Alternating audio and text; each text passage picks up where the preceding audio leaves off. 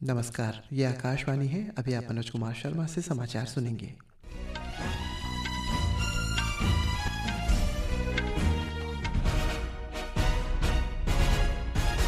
पहले मुख्य समाचार।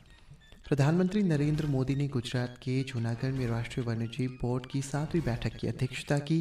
केंद्रीय सहकारिता मंत्री अमित शाह ने कहा, देश के विकास को गति देने के साथ साथ डेयरी क्षेत्र ग्रामीण अर्थव्यवस्था को मजबूत करने के महत्वपूर्ण भूमिका निभाती है। सर्वोच्च न्यायालय ने कहा है कि दृष्टिबाधित लोगों को न्यायिक सेवाओं में रोजगार के अवसर से वंचित नहीं किया जा सकता। जम्मू और कश्मीर के मैदानी इलाकों और कश्मीरी घाटी के ऊपरी इलाकों में सुबह से बारिश और बर्फबारी जारी। और इंडोर शॉटपुट में भारत की कृष्णा जयशंकर ने 16 मीटर दूर गोला फेंकने वाली पहली भारतीय महिला बनी। अब समाचार विस्तार से। प्रधानमंत्री नरेंद्र मोदी ने आज विश्व वन्यजीव संरक्षण दिवस पर गुजरात में जूनागढ़ जिले के सासनगीर में राष्ट्रीय वन्यजीव बोर्ड की 7वीं बैठक की अध्यक्षता की। बैठक में पर्यावरण मंत्री भूपेंद्र यादव, विभिन्न राज्यों के सदस्य, इस क्षेत्र में काम करने वाले गैर सरकारी संगठनों के प्रतिनिधि, मुख्य वन्यजीव वार्डन और सचिवों ने भाग लिया। हमारे संवाददाता ने बताया कि बोर्ड की बैठक में वन्यजीव संरक्षण और प्रबंधन से संबंधित विभिन्न मुद्दों पर चर्चा की गई है। ये बोर्ड वन्यजीवों तथा वनों के संरक्षण और विकास को बढ़ावा देने में काम करते हैं और इसके अध्यक्ष प्रधानमंत्री स्वयं हैं। वन्यजीव दिवस आज मनाया जा रहा है। यह दिन वन्यजीवों और पौधों के संरक्षण के लिए मनाया जाता है। केंद्र सरकार ने देश में वन्यजीव संरक्षण के लिए कई पहल की है। पर्यावरण, वन और जलवायु परिवर्तन मंत्रालय ने इस प्राकृतिक विरासत को संरक्षित करने के उद्देश्य से कई नीतियों, विधायी उपायों और पहलों की व्यापक रूपरेखा बनाई है। प्रधानमंत्री नरेंद्र मोदी ने सभी लोगों से अविश्वसनीय जैव विविधता की रक्षा और संरक्षण के लिए प्रतिबद्धता दोहराने का आग्रह किया है। विश्व वन्यजीव दिवस के अवसर पर श्री मोदी ने इस बात पर जोर दिया है कि प्रत्येक प्रजाति एक महत्वपूर्ण भूमिका निभाती है।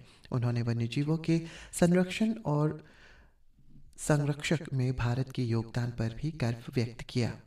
इधर मुख्यमंत्री पेमा खांडू ने ग्रह को असाधारण बनाने वाली समृद्ध जैव विविधता के संरक्षण में सभी के समर्पण की अपील की है। एक सोशल मीडिया पोस्ट के माध्यम से श्री खांडू ने लिखा है, इकोलॉजिकल बैलेंस बनाए रखने में प्रत्येक जीवित प्राणी की एक अनूठी भूमिका है। भविष्य के लिए उनके अस्तित्व को सुनिश्चित करना हमारी जिम्मेदारी है। उन्होंने कहा कि सभी के लिए एक स्थायी और संपन्न ग्रह की दिशा में काम करना जारी रखें। केंद्रीय सहकारिता मंत्री अमित शाह ने कहा है कि डेयरी क्षेत्र न केवल देश के विकास में योगदान करता है, बल्कि ये क्षेत्र ग्रामीण विकास और छोटे किसानों की समृद्धि में भी महत्वपूर्ण योगदान देता है।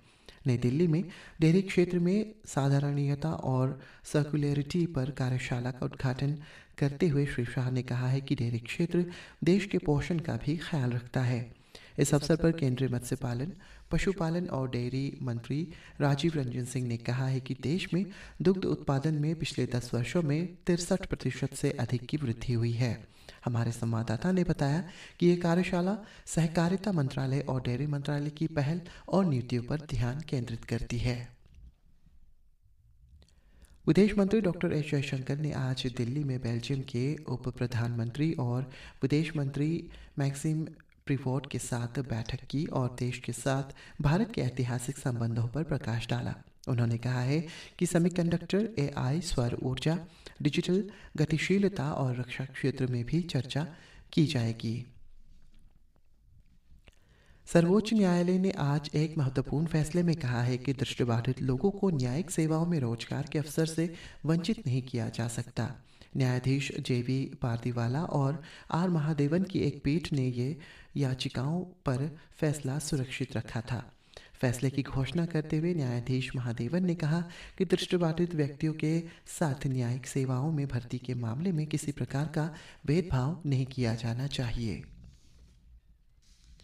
दिल्ली विधानसभा का बजट सत्र 24 से 26 मार्च तक होगा। सरकार महीने के अंत में 2025-26 का बजट पेश करेंगी। ये जानकारी नई दिल्ली में मुख्यमंत्री रेखा गुप्ता ने दी। उन्होंने लोगों को बजट 2025 के लिए अपने सुझाव भेजने के लिए एक फ़ोन नंबर और एक ईमेल आईडी भी जारी की है। इस दौरान मुख्यमंत्री ने बजट के महत्वपूर्ण मुद्दे भी लोगों के सामने रखे। जम्मू कश्मीर विधानसभा का बजट सत्र आज उपराज्यपाल मनोज सिन्हा के औपचारिक भाषण के साथ शुरू हुआ। उपराज्यपाल ने अभिभाषण में कहा है कि यह बजट ऐतिहासिक रूप से महत्वपूर्ण है, क्योंकि ये जम्मू कश्मीर में किसी निर्वाचित सरकार द्वारा 7 वर्षों में पेश किया गया पहला बजट है। श्री सिन्हा ने कहा है कि जम्मू कश्मीर को राज्य का दर्जा देने की लंबे समय से चली आ रही मांग को पूरा करने के लिए सरकार प्रतिबद्ध है। उन्होंने आज जम्मू कश्मीर बजट सत्र के पहले दिन अपने अभिभाषण में ये बात कही। दिल्ली विधानसभा में आज सार्वजनिक स्वास्थ्य, बुनियादी ढांचे और स्वास्थ्य सेवाओं के प्रबंधन के बारे में CAG रिपोर्ट पर चर्चा फिर से शुरू की गई। ये रिपोर्ट पिछले सप्ताह दिल्ली की मुख्यमंत्री रेखा गुप्ता ने पेश की थी। चर्चा के दौरान दिल्ली के स्वास्थ्य मंत्री पंकज कुमार सिंह ने आरोप लगाया कि CAG रिपोर्ट में पिछली आम आदमी पार्टी सरकार के भ्रष्टाचार का खुलासा हुआ है। भाजपा के अन्य विधायकों ने भी इस मामले की जांच की मांग का समर्थन किया। रक्षा मंत्री राजनाथ सिंह ने कहा है कि भारत अगले 2 वर्षों में विश्व की तीसरी सबसे बड़ी अर्थव्यवस्था बनने की राह पर अग्रसर है। उन्होंने कहा कि भारत विश्व की 5वीं सबसे बड़ी अर्थव्यवस्था बन चुका है। रक्षा मंत्री ने आज नई दिल्ली में सशस्त्र सेना झंडा दिवस निगमित सामाजिक उत्तरदायित्व CSR कॉन्क्लेव को संबोधित करते हुए ये बात कही। श्री राजनाथ ने देश के आर्थिक विकास में सार्वजनिक और निजी क्षेत्र दोनों की महत्वपूर्ण भूमिका का उल्लेख किया। यूक्रेन के राष्ट्रपति व्लादिमीर जेलेंस्की ने अमेरिका के साथ निष्फल खनिज समझौते पर हस्ताक्षर करने की इच्छा व्यक्त की है। ये प्रतिक्रिया यूक्रेन को समर्थन देने के संबंधी इच्छुक लोगों के गठबंधन को लेकर ब्रिटेन के प्रधानमंत्री कीर स्टारमर की घोषणा के बाद आई है। वित्त मंत्री स्टॉक बेनेसेट ने रूस के साथ एक शांति समझौते का सुझाव दिया। अमेरिका इस समझौते के साथ आगे बढ़े या नहीं, यह स्पष्ट नहीं है। इस बीच ब्रिटेन और फ्रांस एक संघर्ष विराम समझौते पर विचार कर रहे हैं। अकादमी अवार्ड्स का 97वां संस्करण लॉस एंजलिस में संपन्न हो गया। निदेशक शॉन बेकर की romantic comedy drama Anora 5 Oscar जीतकर इस समारोह की सबसे बड़ी विजेता उभर कर सामने आई है। मौसम विभाग ने जम्मू कश्मीर और हिमाचल प्रदेश सहित पश्चिम हिमालय क्षेत्र में आज व्यापक वर्षा और बर्फबारी की संभावना व्यक्त की है। आकाशवाणी समाचार से बातचीत में वैज्ञानिक डॉक्टर सोमा सेन रॉय ने ये बात कही और कहा कि अगले 3 दिनों में उत्तर पश्चिमी भारत में अधिकतम तापमान में 2 से 3 डिग्री सेल्सियस तक गिरावट आ सकती है। जम्मू कश्मीर के मैदानी और ऊपरी इलाकों में सुबह से बारिश और बर्फबारी जारी है। मौसम विभाग ने कहा है कि 4 से 9 मार्च तक मौसम शुष्क रहने की संभावना है। इधर ईटानगर मौसम विभाग ने अरुणाचल प्रदेश के पापुम-पारे, सियांग, लोअर दिबांग वैली, अंजाव, लोहित, नामसाई, चांगलांग और तिरप जिले के लिए येलो अलर्ट जारी किया है। IMD ने अगले 24 घंटों में अलग अलग स्थानों पर गरज के साथ बारिश और बिजली गिरने की चेतावनी जारी की है। कानून और न्याय मंत्री अर्जुन राम मेघवाल ने कहा है कि सरकार ने देश में महिलाओं की गरिमा और सुरक्षा बनाए रखने के लिए भारतीय कानूनों में संशोधन किया है। उन्होंने कहा है कि सरकार आर्टिफिशियल इंटेलिजेंस से जुड़े अपराधों पर लगाम लगाने के लिए कई बड़े कदम उठा रही है। श्री मेघवाल ने आज दिल्ली के विज्ञान भवन में महिलाओं के संबंध में साइबर कानून और साइबर जागरूकता कार्यक्रम पर कार्यशाला को संबोधित करते हुए ये बात कही। इस कार्यशाला का उद्देश्य महिलाओं के लिए साइबर कानूनों से जुड़े प्रमुख सुधारों पर चर्चा करना है।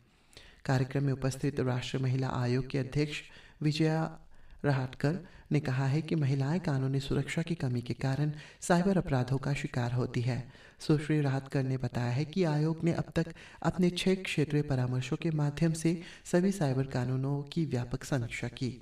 हमारे संवाददाता ने बताया कि कार्यशाला में सरकारी विभागों, गैर सरकारी संगठनों और शैक्षणिक संस्थानों सहित कई हितधारक मौजूद रहे। और भारत की Krishna Jaishankar 2025 mountain west indoor track and field championship में नया कीर्तिमान रचने वाली पहली भारतीय महिला बनी।